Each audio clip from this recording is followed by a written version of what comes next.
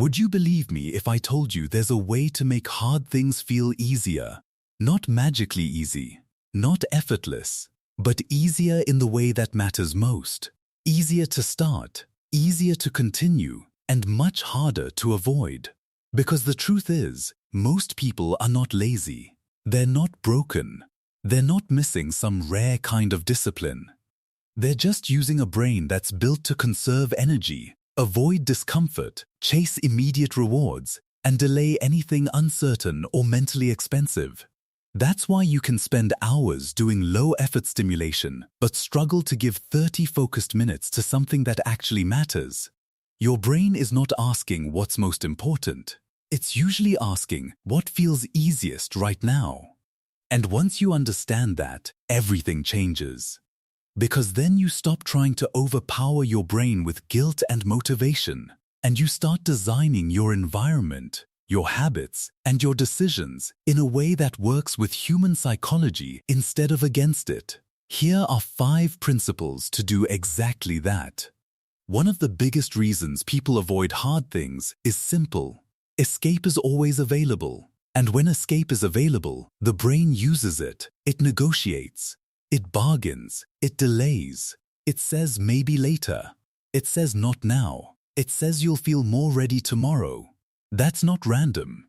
That's what the brain does when it sees 2 options, effort now or relief now.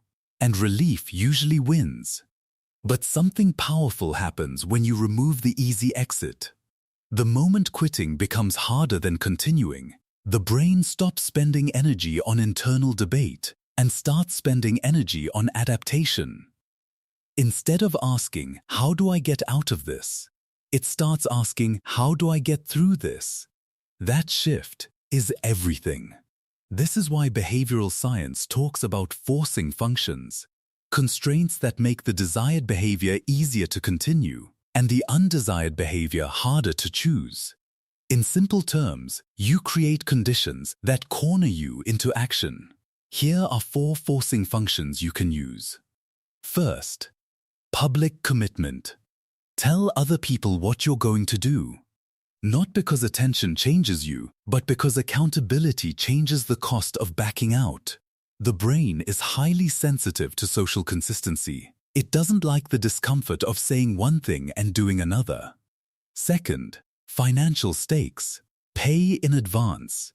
When money is attached, the task stops feeling optional. Loss aversion kicks in. People are often more motivated to avoid losing something than to gain something new. Once your brain feels like not acting has a price, resistance changes shape. Third, cut the access, delete the app, block the site, move the distraction out of reach, reduce the cues. The brain cannot repeatedly choose what is not easily available. A lot of self-control problems are really environment problems. Fourth, time box the task. Give it a hard window. 90 minutes, 45 minutes, even 20. A task with no boundary expands into dread. A task with a clear start and end feels finite, and the brain handles finite pain much better than vague pain. These strategies seem almost too simple. That's exactly why they work. Because simple systems reduce decision-making, and when decision-making drops, action becomes more likely. But there's a problem. Even if you set all this up, you'll still fail sometimes. Why? Because you keep assuming you can rely on willpower. You can't. Why willpower always runs out? Principle 2. Assume you're tired. Most people treat willpower like a personality trait. It's not. It behaves more like a limited mental resource. Every decision costs something. Every temptation you resist costs something. Every interruption, every emotional reaction, every moment of self-restraint adds to cognitive load. By the time you reach the later part of the day, your brain has already spent a huge amount of energy managing choices, emotions, distractions, and uncertainty. So when you sit down to do the hard thing, it's not that you suddenly became weak. It's that the mental fuel available for effortful control is lower than it was before. That's why people say they want to change, but keep making worse decisions when they're stressed, overwhelmed, rushed, or mentally drained. The issue is not always motivation. A lot of the time, it's depletion. And this is where people make a huge mistake. They treat a biological limit like a moral failure. They tell themselves they need to want it more. Push harder, try harder, be stronger. But if your brain is already overloaded, asking it to solve hard problems through sheer force usually backfires. So instead of assuming you'll rise to the occasion, assume your self-control will drop. Assume friction will feel heavier later. Assume distractions will look more attractive later. Assume your standards will weaken when your energy does. Then build around that reality. Do hard thinking early when possible. Reduce unnecessary choices. Pre-decide important actions before the moment arrives. Make your best decisions when your brain is fresh, not when it's exhausted. This is not pessimism. It's intelligent design. Because once you stop expecting constant willpower, you start building systems that don't need it. And that leads to the next principle: how to build habits without thinking. Principle 3. Automate the action. The brain loves patterns, not because patterns are exciting, but because patterns are efficient. Every repeated action the brain can turn into a routine saves energy. That means less internal debate, less hesitation, less resistance.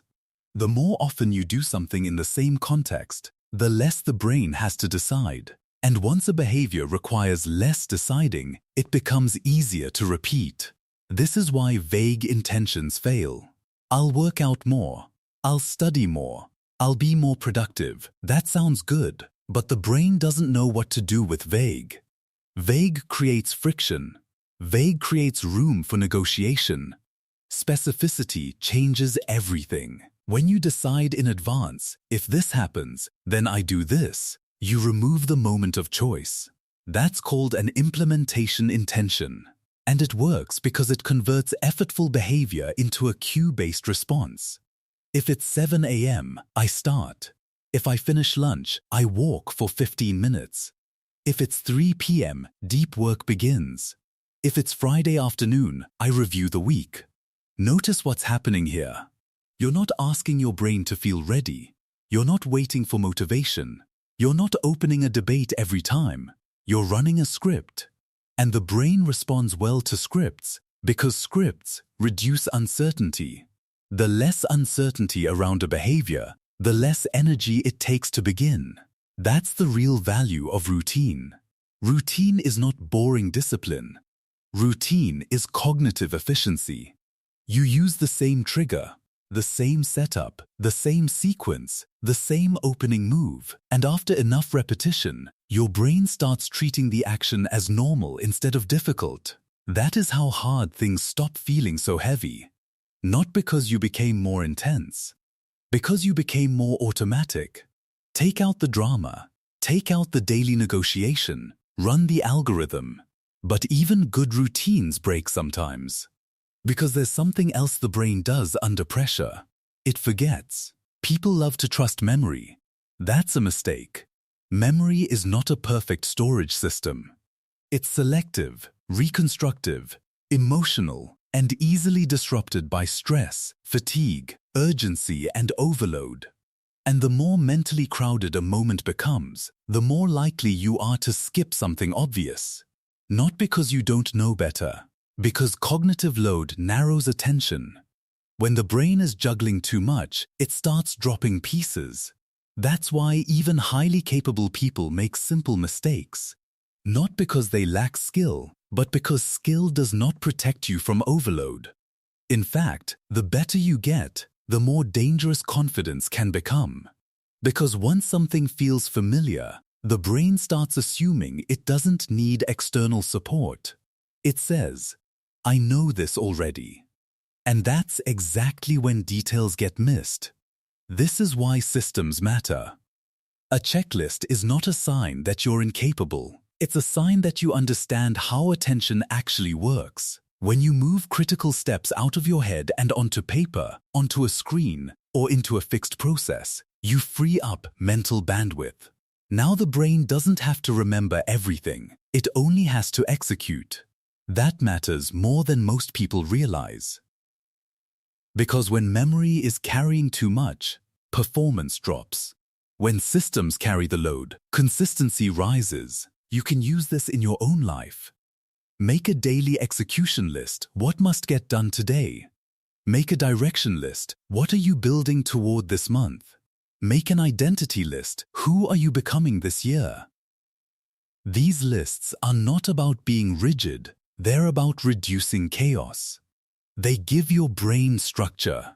They reduce mental clutter. They stop you from wasting energy repeatedly asking, what should I focus on right now? And that's the real purpose of systems. Not control for the sake of control. Clarity, because clarity protects action. But there's still one final problem. What if your brain learns how to dodge every system you build? Then you need the last principle. How to make hard things feel automatic. Principle 5. Become the system. At first, effort feels unnatural. Of course it does. Anything new creates friction because the brain prefers what is familiar, efficient, and predictable. The unfamiliar costs more energy. The difficult feels threatening. The repeated urge to stop is normal. But repetition changes the brain. When you perform the same behavior enough times in a stable pattern, your nervous system starts adapting to that rhythm. The action becomes less foreign. The cue becomes easier to recognize. The start becomes less painful. The sequence becomes smoother. Eventually, you no longer need to push as hard as you once did. And this is the part most people misunderstand. They think motivation creates repetition. Usually, it's the reverse. Repetition creates motivation. Because once the brain learns the cadence of a behavior, it starts resisting it less. Then it starts expecting it. Then, in some cases, it even starts craving the completion of it. That's when the hard thing begins to feel strangely natural, not because the task itself changed, because you changed. Your identity started catching up with your behavior. You're no longer someone trying to force yourself to act. You're someone who acts this way. That's a completely different psychological experience. The goal is not to win one big emotional battle. The goal is to become the kind of person for whom the behavior feels standard. And that happens through repetition, not inspiration. So don't try to rebuild your entire life tonight. That's how people fail. They overload the system. They set 10 new rules. They demand a total transformation by tomorrow. And the brain rebels. Instead, choose one thing, one task you've been avoiding, one behavior you want to make easier, one pattern you want to install. Set the time, set the place, set the trigger, write down the rule. If X, then Y. That's enough to begin. Build the right systems, and those systems will slowly build the right you. How to learn any skill twice as fast. But here's the thing. You can build all the systems you want, but if you're slow at learning the skills those systems depend on, progress still drags. A lot of people create decent routines, then spend months learning what could have been learned in days because they don't understand how learning itself works. So if you want to make hard things easier, you also need to learn how to learn faster. That's why the next video breaks down exactly how to learn any skill so fast. It almost feels unfair.